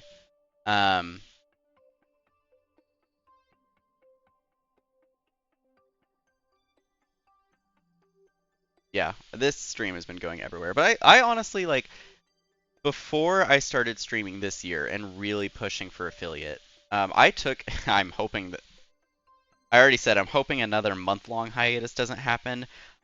I really hope another 2-year-long hiatus doesn't happen. Oh, I heard a noise. What happened? I heard a noise. Oh, thank you. Oh, thank you for the follow. Okay, wait, how does that work? How did it say I need to allow... Wait, how does that work? It said I need to allow new followers, and that one just worked. Did one of the moderators fix it? If you did, you get a promotion? I don't know. If someone fixed it, okay. I don't know why that one went through. Okay. Okay. Anyways, um,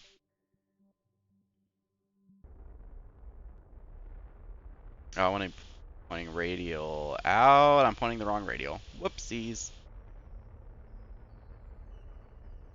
Interesting. Okay, whatever.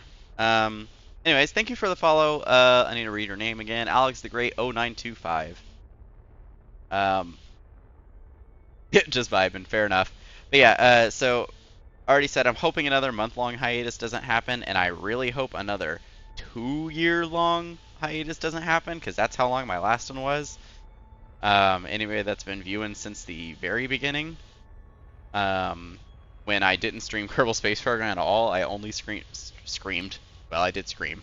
I only streamed City Skylines 1 pretty much, and American Truck Sim occasionally.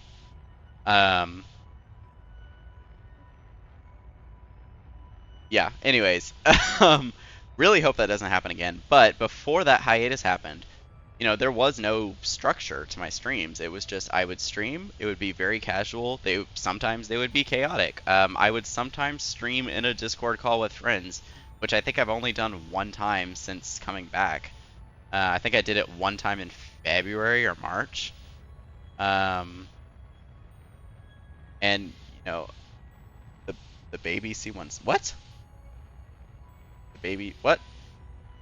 I'm confusion. Anyways.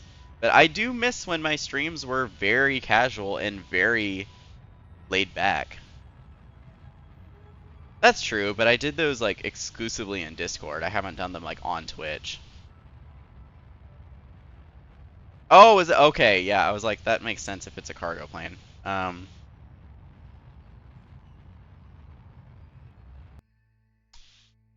We have like 15 meters a second of delta V left in the stage, but I'm just gonna do that real fast. C-17 Globemaster. Believe it or not, it does sound familiar. I'm just drawing a blank right now.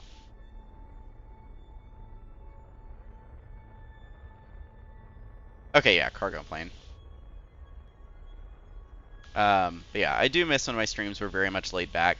And when I came back, I wanted to make it a point to keep the viewer interaction to a maximum. And I'm gonna be honest, I feel like I've been kind of failing at that. I feel like I tried to get way too structured with it and way too, not commercial, but when I was pushing for affiliate, I had to meet certain quotas, and so it very much became a structure thing, and I feel like I'm missing out on that back and forth with, not back and forth as an argument, but just back and forth interaction with the viewers, and I miss that. When I streamed City Skylines 1, there was a recurring viewer, and it was a mom and her adult son. They would just watch my City Skylines streams together, and we would just chat back and forth while I'm like designing a neighborhood or a highway or something, and I miss that. Like, I want that viewer engagement back. Anyways.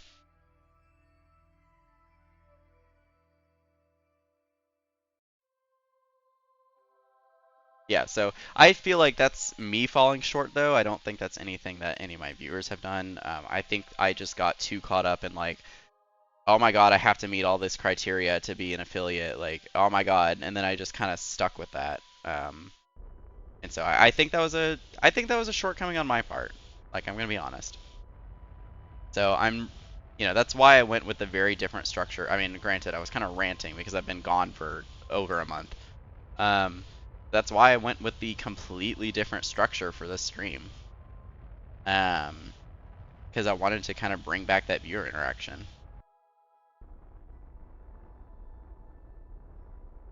All right, so I think about.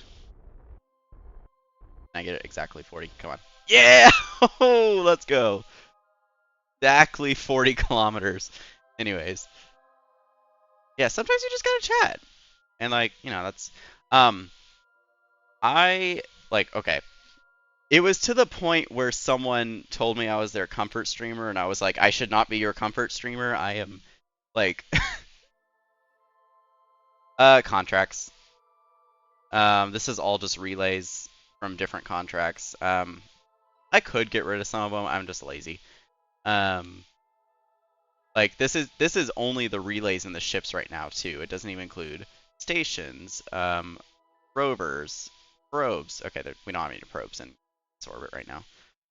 Yeah, bases, flags, like there's just a lot. I need to get rid of some of them. It's affecting performance, but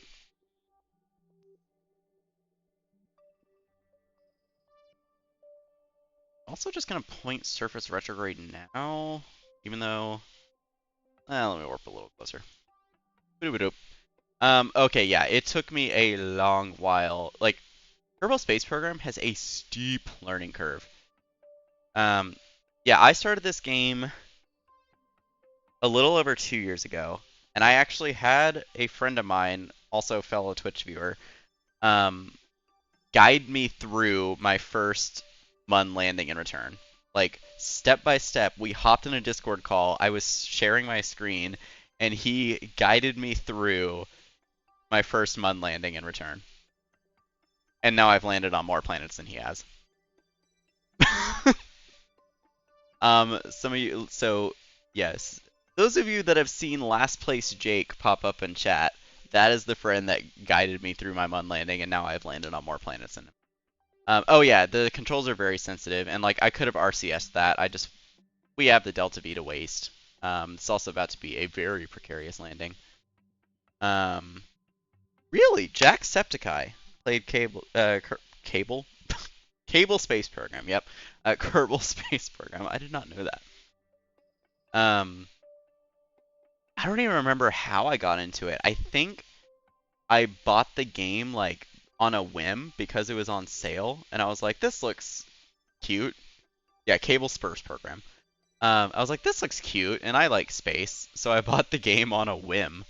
And then I started playing it. I like on my YouTube where I have my VODs, you'll see like ASP blind playthrough. I did like 2 or 3 streams of it, and I was horrible at it. I don't think we even made it to orbit. And so yeah, and the rest is history. Now I'm, playing Outer Planets mod with it. Uh, this is a bit high velocity. I'm gonna kill off some speed.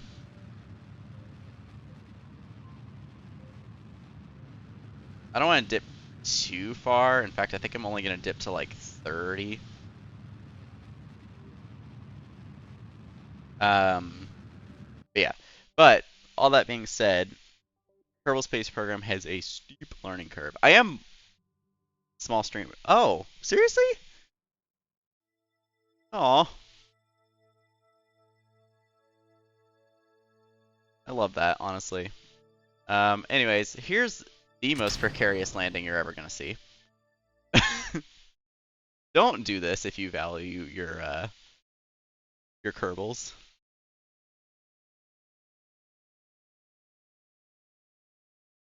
I'm only doing this because I knew we would have to grab their ship and bring it back.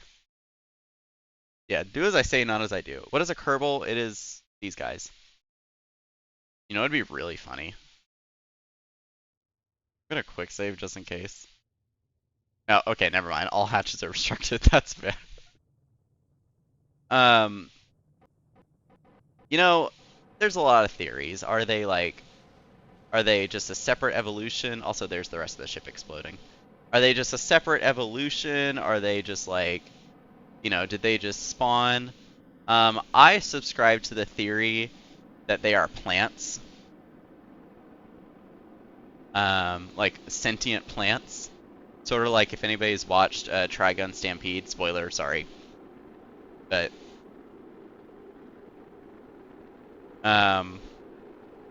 balls of curd. Okay, I like that too. Um,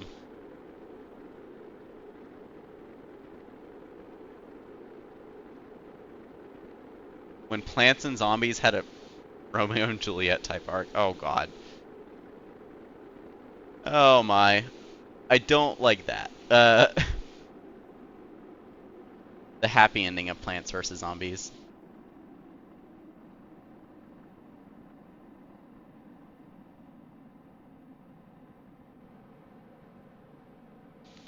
Okay, so let me address the first comment. Like, I am horrible at planes in this game. Like, absolutely horrendously terrible at planes.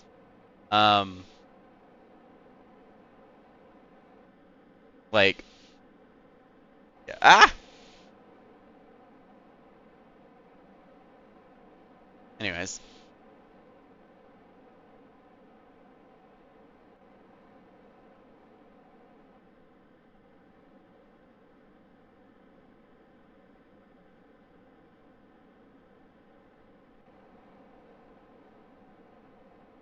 Yeah, stupid lack of warning for ad breaks. Anyways, hi Pop Rock.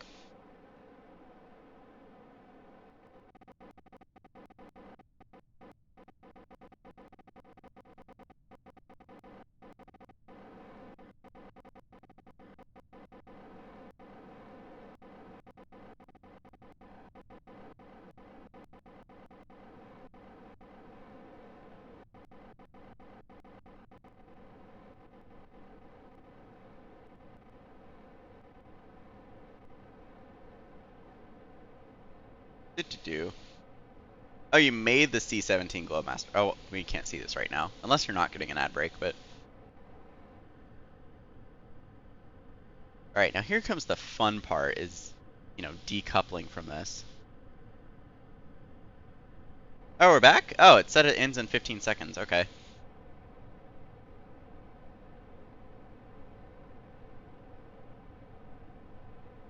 I'll give it 5. Okay.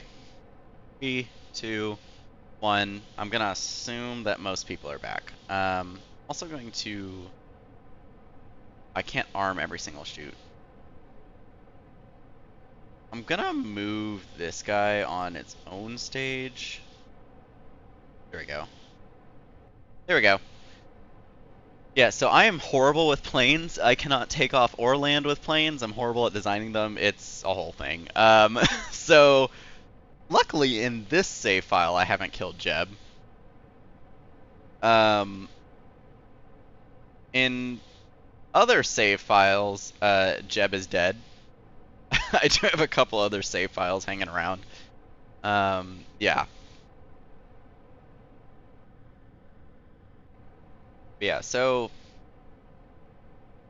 I don't want to. We still have like 12 minutes left in the stream. It's just I'm not gonna be able to get much else done. Might just start building another craft or plotting more transfer windows. We'll find out. I'm gonna arm both of these.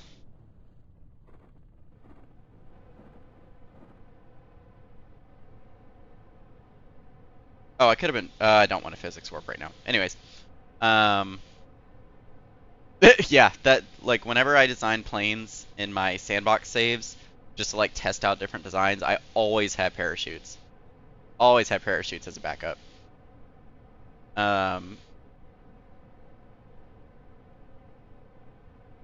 Yeah. Anyways, so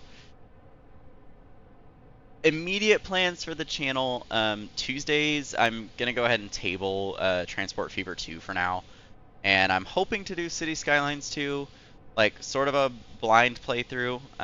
So I will say Tuesday stream will probably be pretty clunky as I try and figure out the most optimal settings so that my computer doesn't absolutely crap itself. And also just trying to figure out the controls. But yeah, so Tuesdays in the short term are gonna be City Skylines 2. Ow, why did the parachute sound so loud? Anyways. I mean, I have a viewer, Autistic Dog, yes, that's his Twitch name, that exclusively builds planes in Kerbal Space Program. Literally has like every single plane mod available and has not built a single rocket. Never been to orbit. Just builds planes. And I'm like, I'm just like, okay.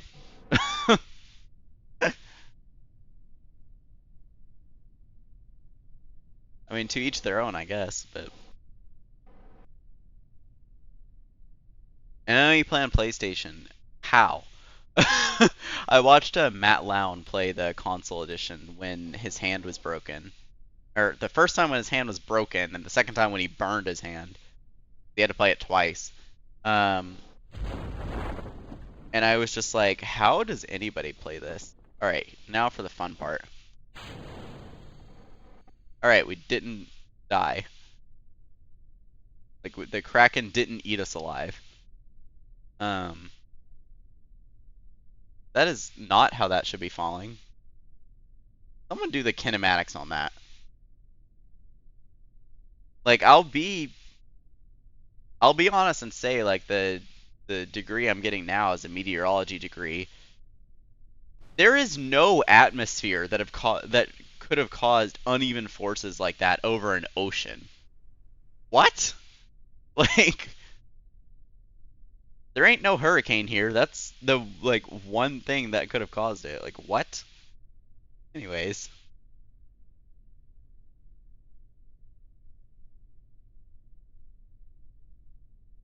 that's true. Um, yeah, maybe the weather works differently.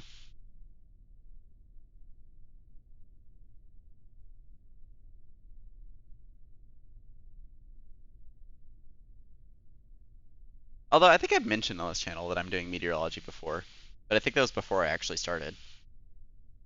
Oh well. Um,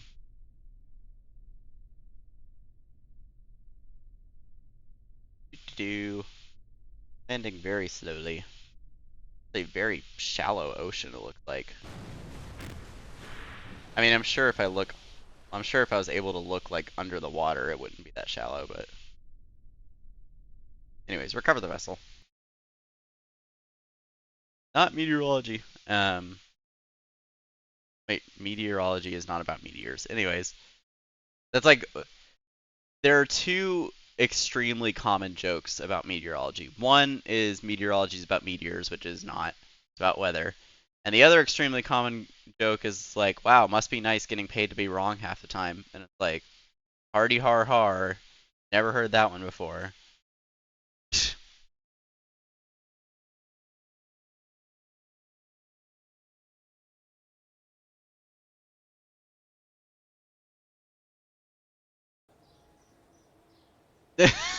True. All right. Yeah, the stream's about to end soon anyways, but thank you so much for joining. All right. Oh, get all this out of here. Nice. Got some funds for that. Not even close on our reputation. That's lovely.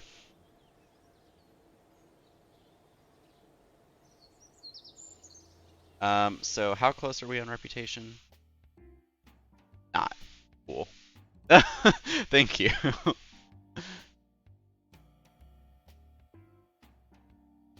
Like genuinely, thank you. Um, oh God. Ooh. Ooh. Take that. Um, Taurus, no. This we can do right away.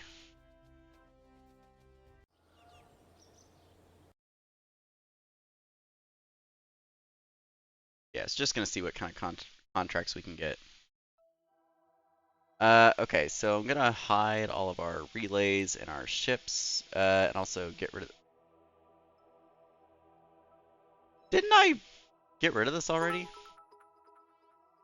Oh, I heard the noise. Who did it? Oh, thank you for the follow, traveling in reverse. Um, Wait. I could have sworn I got rid of this debris. Oh well. Uh, you. Uh, oh, I never got rid of this debris. Get rid of this debris, and then this one. Just click on something else so I can go back to it. I'll just get rid of it. Anyway, so now we have hidden everything. So now what I want to do is I want to toggle bases. I want to go to Minmus. And there we go. The Empress X.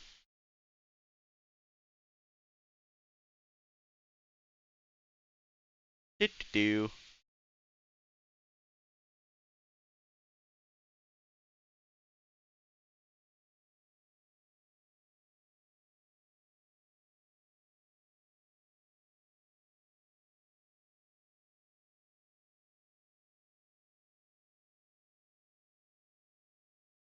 Yeah, again, I need to get rid of some of these relays because they're affecting loading times.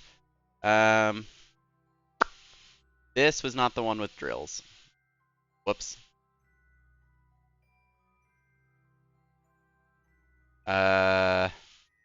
Shoot. Just tell you what, I do not remember which one of these it is. It might be this one.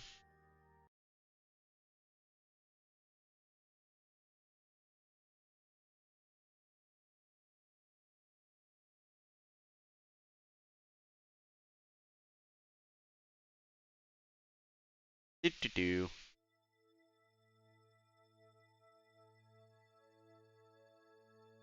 Ah, it is this one. Okay, so you're somehow drilling right now. Alright. Jettison. Jettison. Jettison. I love that glitch. Where if you leave your drills drilling and you just jettison the ore, it just gets whatever ore you would have had. Love that glitch because it makes those contracts so easy. Anyways, they never fixed that, but I'm gonna take advantage of that.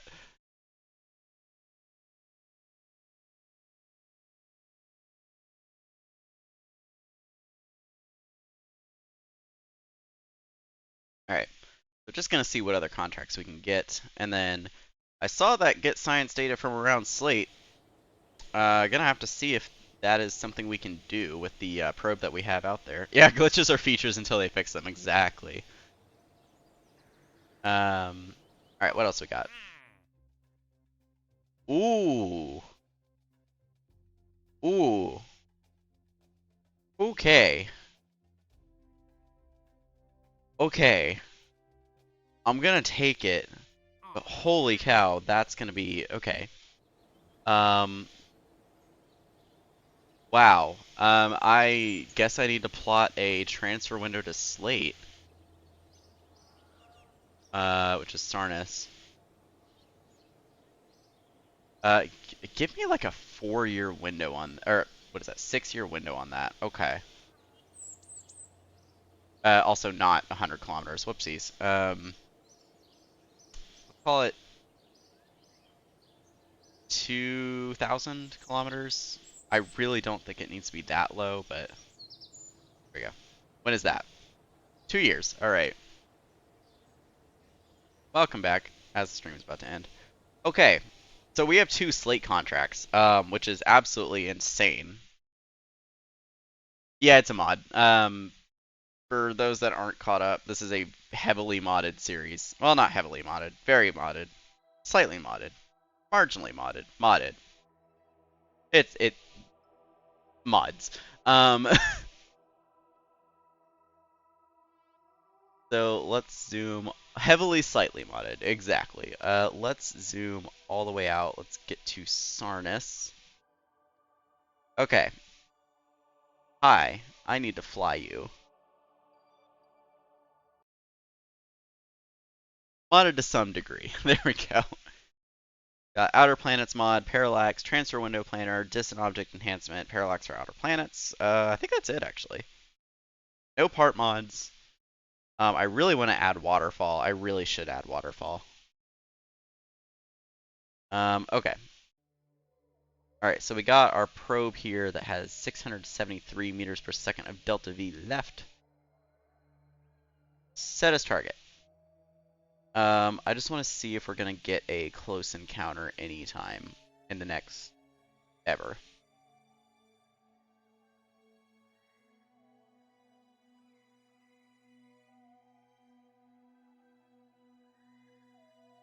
They're getting close. Oh, okay. There we go. So in 17 years, it'll have a slate encounter, which, believe it or not, is enough time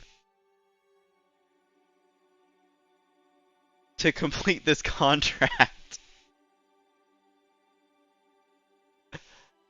That's really funny. That's amazing, actually. Now, the only thing is, this will launch us out.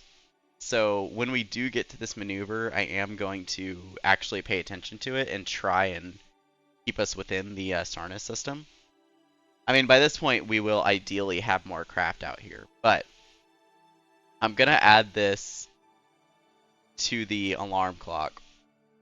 In fact, it's actually we're gonna have this maneuver before our Figaro 5 probe reaches Nidon, which is kind of ridiculous.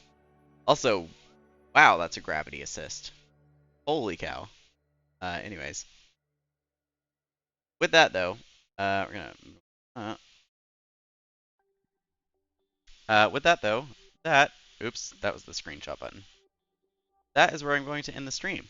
So, thank you all so much for watching. It has been probably the closest to. Alright, this is like the closest to where I'm trying to take the channel. There's a lot of interaction. Hopefully less ranting in the future. Hopefully not disappearing for a month. But yeah. I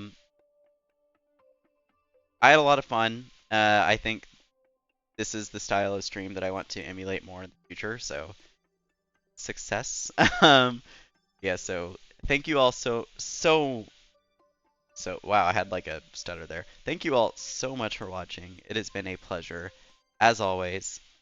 And I will see you all next time. Bye-bye.